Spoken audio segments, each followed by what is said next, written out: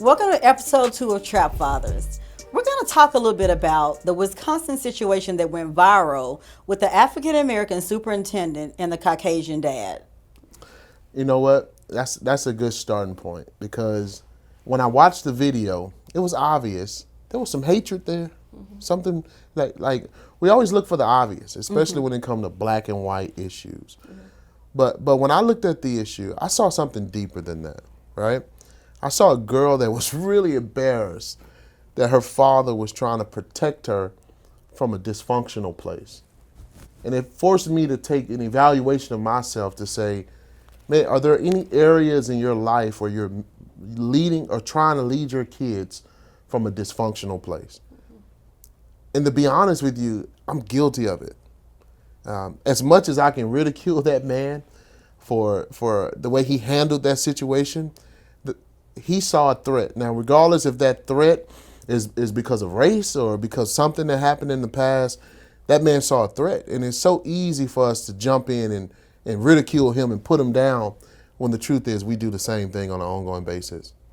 Sometimes I find myself leading my kids from my own trauma.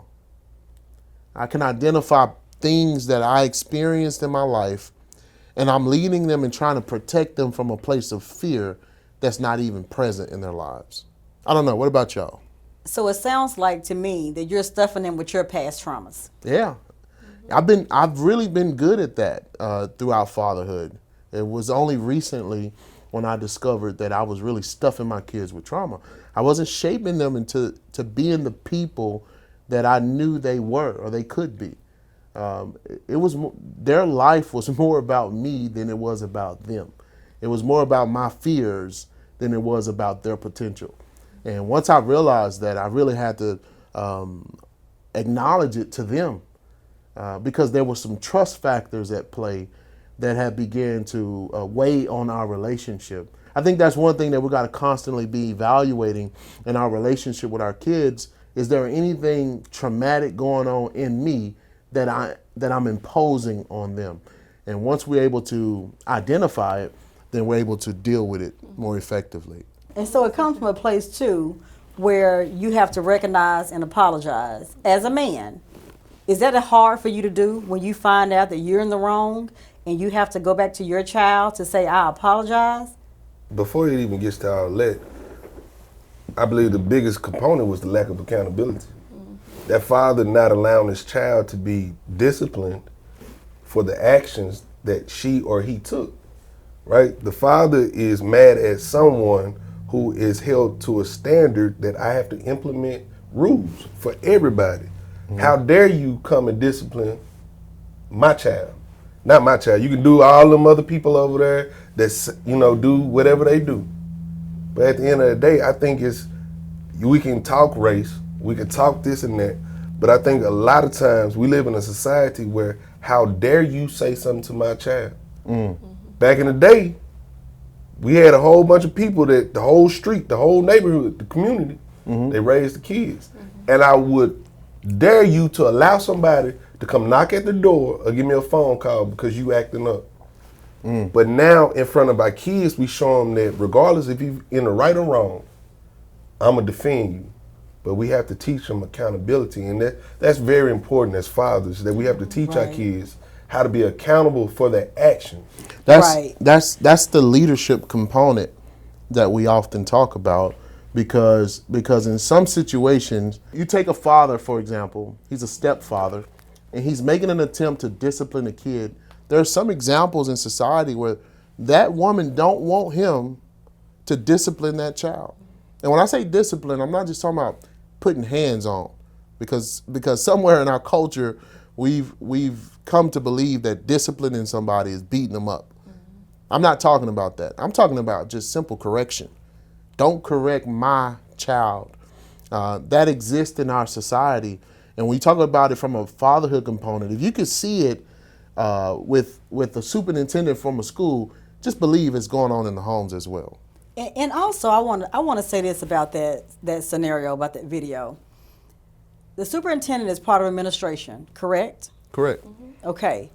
Everybody knows that at graduation, everybody on that panel is a part of administration, correct? So when you're thinking about administration, one person doesn't make a decision.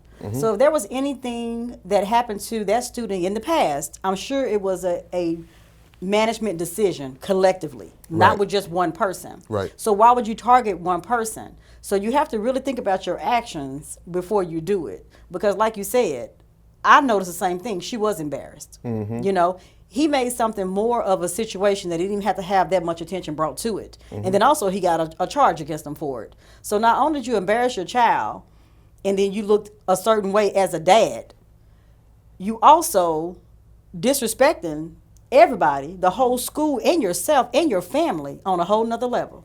Okay, so if we was to relate that situation of fatherhood and in the context of a blended family, are you saying that if the father go above the conversation with the wife to discipline a child, are you saying that's what causes the friction? It can. Okay. Because I'm pretty sure he didn't communicate with his wife that I'm finna go shove this superintendent because I don't want him shaking our daughter's hands. No, I'm making reference to if a father or stepfather, if he's challenging or correcting a child, and then the mother steps in and say, "Don't talk to him like that." Are you saying that he would be better off to communicate with the mother before he say anything to the child? It depends on the relationship with that child and that mother and Okay. that stepdad. Because we all know that just because you're a stepdad, you may not have the same intent that you would as a real loving, caring dad. Not saying that you're not one, but it depends on their relationship. Now, if that child feel like he's being nurtured, he's being cared for, you're coming in good intentions, that child will receive it a whole lot better, and that mother will too. But we're allowing the child to dictate what good intentions are Right. when it comes to being corrected for wrong behavior. I think one of the things we got to evaluate is, like, when it comes to your stepkids, if I can encourage you when you fail the class, or if I can feed you when you're hungry, then surely I can correct you when you're wrong. And I think somewhere we have this disregard for authority, regardless of if it's a stepfather or a superintendent. You know, when you step in as a father and you're there to discipline, and then the mother, she impedes on that, it creates a scenario in the child's mind that if I go to my mom, then I'll have the upper hand on the dad, the parent. And that creates friction in the relationship between the mom and dad, and also between the child and the disciplinarian. Because now they feel like they can just do whatever they want to do because they have someone that's going to be on their side. When mothers and fathers are supposed to be a united front. And it doesn't look united when you have someone interrupting the discipline. Yeah. And I feel like those are conversations that mom and dad should have in privacy, Yes. not in front of the child. Yes. Because if they see them arguing about what's being done, then they know they have the upper hand in some way. That's good. So it brings us back to the original question. Have you as a parent ever found yourself trying to protect your child from a place of dysfunction? Absolutely. And I'm going to be honest with it. I have, Yeah. you know. And the thing about it is, I've done it and I haven't had the whole story. So I'm guilty of that, you know, Yeah. because that's just the protector in me for my child. Okay. And me knowing my child. That is Now, good. on the back end, when I find out it was something different, I know how to deal with that. You know Yeah. what I'm saying? But to anybody else's eyes, I'm letting you know, that's my child. Don't mess with her. Okay, so what impact does that have on the child if I choose to handle it that way, even though I know if I find out the truth, then I'm going to handle it another way? Like, what impact is that going to have on the child, or could it have on the child in them processing authority? Well, if it's not, you can't make it a pattern. That's the thing. Okay. Now, if you find out, because at that point you find out your child is being dishonest to you, you should have a problem with that. Okay. Okay. So when that situation happens, it only gonna happen one time, because then that child is gonna start playing you all the time, and now you got yourself in a whole nother situation.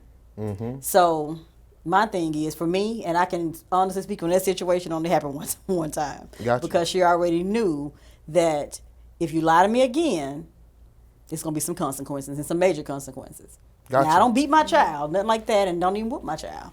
But there's other things that I know that she likes, and I would take away. And it's just like, I mean, it's worse than a whooping. But you said something earlier, and I throw a question at you. You said he can discipline the child as long as the metrics are right. So what are the metrics that single mothers who are now in relationships with men who are taking on a leadership role with their kids, what are the metrics that they should consider to take hands off to allow him to lead? Now that's different. You just said two different things. You said stepfather, now you're saying a boyfriend. No. So No, now I'm saying leadership role. Yeah. So you Okay. could be in the culture that we live in, if a man is in a home, we never mind what we think it ought to be and how we've been conditioned that it should be and what our beliefs are, right? The reality of it is we have people living together taking on roles that they're not necessarily signed up for. They're taking on those roles, whether it be provision, whether it be leadership, whether it like whatever the case is. What are the metrics that this person should be allowed to lead and discipline your child, even though that's not their biological kid? I think it needs to be defined. Okay. The roles need to be defined. Because whether or not you're in a boyfriend-girlfriend relationship or in a marriage, there should be something that's a standard when it comes to discipline from whoever that parent is. Because even if you're not married, there are people who are in relationships for years. And they consider themselves married. They just never signed the documents to do it, you know. Right. And if you're going to be in the home, I just think it should be a conversation had. But I also think not only should there be a conversation had, there should be some type of therapy, some type of something that goes on, because in our culture, we our wounds are repressed, you know. So it comes out in our parenting, in our discipline, in those types of things. So I just feel like if it's going to be a situation where you're going to be with somebody and you're in a relationship with them and they're a step parent, I just think there should be some therapy had. There should be some conversations had. What type of discipline do you do? What I won't or will not allow. What I will not or won't allow as a father or a mother, because dads have a role in that too. They may not want you to hit on their daughters. You know what I'm saying? They may have another form of discipline for their daughters. Yeah. And vice versa. So I just think they need to be defined. They need to be something that they both stick to. They don't go outside of those lines. And that, the kids understand that mom and dad, look, we're both here for you. We both have this set in place. This is what our expectations are. Yeah, I just think they need to be defined. That's good. I think that's a lot of brokenness, right? Yeah. When we put stipulations on how much of a man you can be in the household, that is detrimental to the household. Yeah. How can you stand when you only got 2 legs, but it requires 4? Yeah. Yeah. It's gonna be shaky. It's gonna be rocky, unbalanced, right? To eventually it's gonna fall and collapse. Yeah. But you know that going in, because before you bring in this stepfather or this outside guy into a situation, you should have a better understanding of who this person is. You're looking at That's true. not your personal interest, but is this the best fit for my child? Right? So before we even get to relationships and all this, we want to make sure that we're building men up, right? But also, woman, you play a major role in the building of this man, because accountability, going back to the incident, accountability is missing throughout. Yeah. And so when we want to make these men, we have to hold them to a set standard. Don't look at just the interest of you. Don't see I'm satisfied. He makes me feel. It's a lot of people operating out of brokenness that are looking to be filled with external fillers. You got to make yourself happy. Yeah. Men, you have to make yourself happy. You have to understand who you are, what you want to accomplish, what you want to achieve. And we have to bring accountability back, because there's no way that you can take a real man, put him in a situation, and make him make the decision of, is he willing to sit down or compromise his manhood to appease the woman? Because at the end of the day, we're looking at all these young men coming up with these single mothers, and we say, well, where's the father? Why he doesn't have a man in his life, right? Mama operating out of feelings. And these guys who have feelings can't show that emotion because we're supposed to be men. You're supposed to be strong. You're supposed to be tough. You're supposed to man up, find a way to move through everything else. But no, at the end of the day, men are human beings. There's no perfect individual, male or female. So we need to stop looking at, well, you got to be X, Y, Z. You got to do this. That's a job. I work all day long to come home to a job. That's not what I'm looking for. And if you want to find that, you got to understand that these men are human. Y'all got these high expectations, and you're only willing to dispense your love based off which level of expectation they're meeting. Yeah, that's true. I don't get to fool you, but you want to fool me. And that's a lot of the dynamics of why we have some of the issues we have. So if I was a young man out there listening, first surround yourself with people that you aspire to be. Because that dad on that video, clearly he ain't talked to his friends. Because his friends would have told him, don't go up there and embarrass yourself. Don't do that, bro. Don't do that. Or you hanging around people with the same mindset that you don't care, right? I'm going to act a fool. So who are you hanging with? So yeah, that's good a good stuff. point. Yeah, real good point. So let me ask you this question: when you find yourself parenting out of dysfunction, who your go-to? Who are you turning to have conversations about these dynamics in your parenting? Well, for any listener out there, I say you better go to God. Okay. But people have their own methods in what they do. Because if you listen to another man or another woman or anybody else like that, you don't know what you're really feeding into, you know? Yeah.